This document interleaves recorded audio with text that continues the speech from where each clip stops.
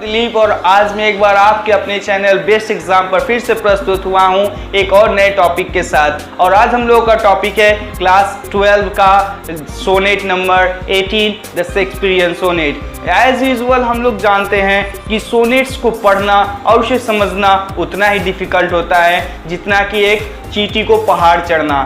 एक ऐसा चीज़ है जिसे हम लोगों को पहले समझना चाहिए। गाइज आज मैं आप लोगों को line by line word by word समझाते हुए इस चीज़ को समझाऊंगा कि ये जो शेक्सपियर जी ने लिखा था ये पोयम में है क्या और ये किस चीज़ के बारे में है। तो आइए चलिए चलते हैं टेक्स्ट बुक के ऊपर। टेक्स्ट बुक्स पे आपको दिखाते हुए समझाते हुए अच्छे से इस पोयम को समझाऊंगा और कोशिश करूंगा ज़्यादा से ज़्यादा आपको समझ में आए। अगर आपको किसी भी तरह की क्वायरीज हो तो आप हमें कमेंट बॉक्स में ज़रूर बताएं, हम उस टॉपिक पर ज़रूर वीडियो प्रोवाइड करेंगे। अब इस टॉपिक को लेकर के आगे बढ़ते हैं और देखते हैं कि इस टॉपिक में है क्या। अगर आप चैनल पर नए हैं तो चैनल को लाइक करें, सब्सक्राइब करें और साथ में बेल आइकन दबाना बिल्कुल ना भूलें। गाइज आगे बढ़ते हैं और देखते हैं इस चैप्टर के माध्यम से आखिर शेक्सपियर जी ने बताया क्या है, किस तरह से उन्होंने अपने बिलव्ड, अपने ब्यूटी, उस ब्यूटी के बिलव्ड को किस तरह से रिप्रेजेंट किया है, किस तरह से उन्होंने पोर्ट्रेट किया है। चलते हैं टेक्स्ट बुक के ऊपर।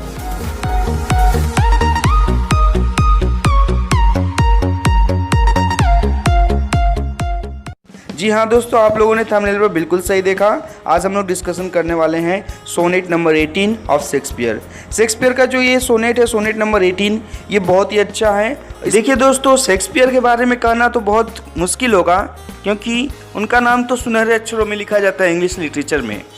He is one of the glittering diamond in the gasket of the English literature.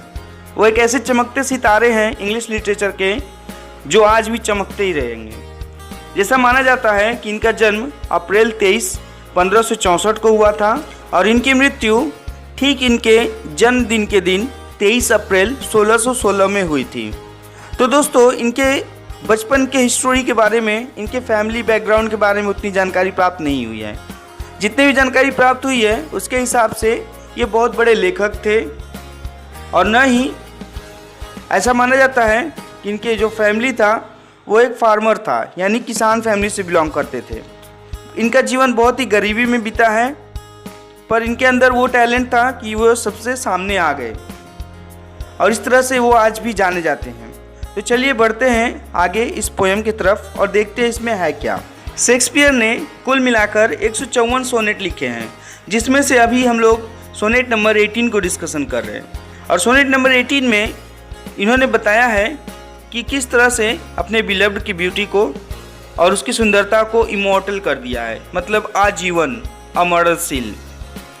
और लाइन बाय लाइन समझने के लिए हम लोग चलते हैं टेक्स्ट पर। टेक्स्ट में है क्या और ये टेक्स्ट लिखा कैसे गया है, टेक्स्ट के अंतर्गत आता क्या है, लिखने का तरीका क्या था, पूरी एनालिसिस, पूरा कंसेप्ट क्लियर करेंगे इसमें हम लोग। तो दोस्तों देखते हैं क्या कि इन्होंने जो अपना ये कविता लिखा है, हम लोग ज़्यादा करके सभी सोचते हैं कि ये कविता शायद उसके किसी प्रेमिका के बारे में होगा, पर यह गलत है।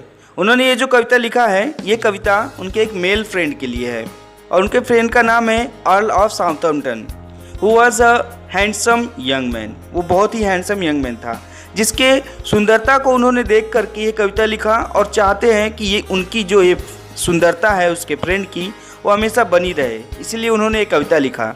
इनके लिखने का तरीका कुछ अलग ही था। ये आयम्बिक पेंटामीटर का यूज करते थे और उनका मीटर कुछ इस तरह से बनता था: AB AB, BC BC, CD CD, EF EF और GG। इसका मतलब क्या है कि उनका जो शेक्सपियर के सोनेट का जो स्ट्रक्चर था कुछ इस तरह से था कि पहला 8 लाइन ऑक्टेव कहलाता है और आखिरी का 6 लाइन सिस्टेप कहलाता है। ऑक्टेव में हम लोग देखते हैं क्या कि कुछ उसके ब्यूटी के बारे में बताया गया है और उसको कंपेयर किया गया नेचर के साथ।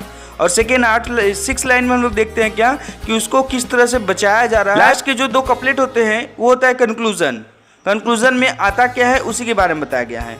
इस तरह से आगे की पोयम में हम लोग डिटेल में देखते हैं कहते क्या है। तो देखिए, ये जो पोयम है पहले स्टार्ट होता है, shall I compare thee to a summer's day question mark. Shakespeare ने कहा, कभी अपने दोस्त की सुंदरता का तुलना ग्रीष्म ऋतु के एक दिन से करना चाहता है। ग्रीष्मकालीन दिन बेहद आकर्षक एवं सुंदर होता है। कवि का दोस्त भी बेहद सुंदर और मनमोहक है। लेकिन ये जो प्रश्न आया है, इस कविता का अर्थ होता है कि दोस्त की सुंदरता जो है उसका वर्णन ग्रीष्मकाल से नहीं करना चाहता, उसका तुलना ग्रीष्मकाल से नहीं करना चाहता है। Thou art more lovely and more temperate. देखिए अगली लाइन में क्या कहते हैं कि तुम ग्रीष्मकालीन दिन की तुलना में अधिक सुंदर हो, तुम्हारा स्वभाव एवं प्रकृति ग्रीष्मकालीन जलवायु से अधिक सुंदर है एवं मधुर है। फिर अगले लाइन कहते हैं rough wind to shake the darling birds of May. देख कितनी सुंदर बात कही इन्होंने कि प्रचंड जो हवा होती है मई महीने की, वह सुंदर कलियों को काफ़ी नुकसान पहुंचाती है। ग्रीष्मकालीन आंधी तूफान मनोरम कलियों की सुंदरता को, उसकी यौवन के सुंदरता को बहुत ही नुकसान पहुंचाती है और बर्बाद कर देती है।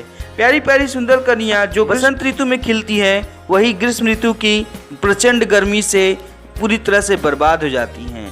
अगले लाइन में क्या कहते हैं and summer's lease hath all too short a date.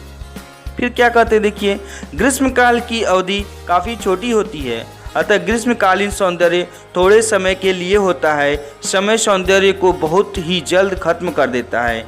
समय के निर्दयी स्पर्श से ग्रीष्म ऋतु के सौंदर्य का बलात्कार हो जाता है, अर्थात जो सुंदरता है वो एक न एक दिन जरूर खत्म हो जाएगी, और ये जो समय का मार है वो हर किसी की सुंदरता पर पड़ता ही है। कोई भी सुंदरता चीज़ हमेशा सुंदर नहीं रहती है। लेकिन यहाँ पर कहते हैं कि तुम्हारी जो सुंदरता है वो इस कविता के माध्यम से जीवित रहेगी। देखिए क्या कहते हैं अगली लाइन में sometimes too hot the eye of the heavens shines and often is his gold complexion dimmed. कभी कभी ग्रीष्मकाल में सूर्य की किरणें काफ़ी चमकीली होती हैं, सूर्य बेहद गर्म हो उठता है। कभी कभी सूर्य की किरणें धुंधली हो जाती हैं, सूर्य की चमकीली एवं गर्म किरणों की कांति भी मंद पड़ जाती है। क्यों? समय की वजह से सूर्य की गर्म किरणों के बादलों द्वारा ढक ली जाती है और वो मंद पड़ जाती है। अगली लाइन में क्या कहते हैं and every fair from the fair sometime declines by chance और the natures changing course untrimmed. हर सुंदर वस्तु समय के अनुसार अपनी सौंदर्यता को खो जाता है। संयोगवश घटने वाली घटनाएं या प्रकृति की उपेक्षा से उन्हें सौंदर्य से वंचित कर दिया जाता है। कवि कहना चाहता है कि ये जो ग्रीष्मकाल की ऋतु का सुंदर वस्तु है बहुत जल्दी खत्म हो जाता है। यह सौंदर्य अस्थायी नहीं होता है, लेकिन उसके दोस्त की जो सुंदरता है वह अस्थायी है, यह कभी खत्म नहीं होगा। अतः उसका दोस्त ग्रीष्मकालीन सौंदर्य की तुलना में और अधिक सुंदर है और आकर्षक है। आगे की पंक्तियां कुछ इस तरह से हैं but the eternal summer shall not fade nor lose possession of that fair thou owest. तो यहाँ कहते हैं तुम कभी भी सौंदर्य से वंचित नहीं हो सकते हो, तुम अपने सौंदर्य को खो नहीं सकते। तुम्हारा सौंदर्य अस्थायी रूप से है जो काल की उपद्रव से मुक्त है, काल तुम्हें छू नहीं सकता है। यह नष्ट होने वाली वस्तु नहीं है। तुम अपने इस मनमोहक सुंदरता से और इस काल की छुअन से बहुत दूर हो। अगली पंक्तियाँ क्या कहती हैं not shall death brag thou wanderest in his shade when in the eternal lines time to growest. कहते हैं क्या मृत्यु गर्व महसूस नहीं करेगी कि वह तुम्हें अपनी अंधकार में साम्राज्य में खींच ले गई। तुम्हारे ऊपर अपनी फतह का जश्न मनाने के लिए वह असफल हो जाएगी। क्यों? क्योंकि कविता के माध्यम से तुम्हारी सुंदरता इन पंक्तियों के माध्यम से कैद हो जाएगी, और कविता की ये पंक्तियों के माध्यम से तुम हमेशा जीवित बने रहोगे। So long as men can breathe or eyes can see so long lives this and this gives life to thee. देखिए कितना साफ साफ कहते हैं जब तक मनुष्य इस धरती पर रहेगा वह इस कविता को पढ़ेगा, जब तक उसकी आंखें देख सकेगी, जब तक वह सांस लेगा तब तक वह इस कविता को पढ़ेगा। तुम उसके मस्तिष्क में हमेशा जीवित रहोगे। तुम मनुष्य के मन को हमेशा अपनी सुंदरता से भाते रहोगे। इस माध्यम से उन्होंने बताया कि इस कविता के माध्यम से तुम अमर बन जाओगे। मनुष्य जन्म लेगा, मृत्यु के मुख में समा जाएगा, लेकिन तुम्हारी सुंदरता हमेशा हमेशा के लिए बनी रहेगी। जनरेशन आफ्टर जनरेशन तुम हमेशा हमेशा के लिए जवान बने रहोगे। तो इन दो कपलेट के माध्यम से कवि ने इस कविता को यहीं पर ख़त्म किया है। उन्होंने बता दिया कि अगर किसी की सुंदरता है तो वो एक न एक दिन जरूर ढल जाती है, लेकिन अगर उस सुंदरता को कोई कवि अपने कविता के माध्यम से ऑब्जर्व करके ग्रैब करके रख देता है तो वो सुंदरता हमेशा बनी रहती है, क्योंकि लोग उसे बार बार पढ़ेंगे और वह उसकी सुंदरता को बार बार बखान समझ में आएगा। तो दोस्तों, इस तरह से ये कविता खत्म होती है। अगर आप लोगों को ये कविता समझ में आ गई हो और ये वीडियो अच्छी लगी हो तो एक लाइक ज़रूर करें, और चैनल पर अगर नए हैं तो चैनल को सब्सक्राइब करना बिल्कुल ना भूलें। आपको ऐसे ही नए नए अपडेट्स और नए नए फैक्ट्स आपको देते रहता हूँ, तो चैनल पर बने रहें, आगे की वीडियो भी देखें। सो दोस्तों, ये कविता आपको कैसी लगी कमेंट बॉक्स में ज़रूर बताएं। अगर आप चैनल पर नए हैं तो चैनल को सब्सक्राइब करना बिल्कुल ना भूलें, बगल में बने हुए बेल आइकन को जरूर दबा दें, जिससे कि आपको हर नोटिफिकेशन सबसे पहले प्राप्त हो और हमारे चैनल से आप जुड़े रहें। सो अगले वीडियो में फिर मिलते हैं, तब तक के लिए धन्यवाद। Thank you for watching this channel. This is Dilip Shah. Stay healthy, keep learning. Bye bye, take care.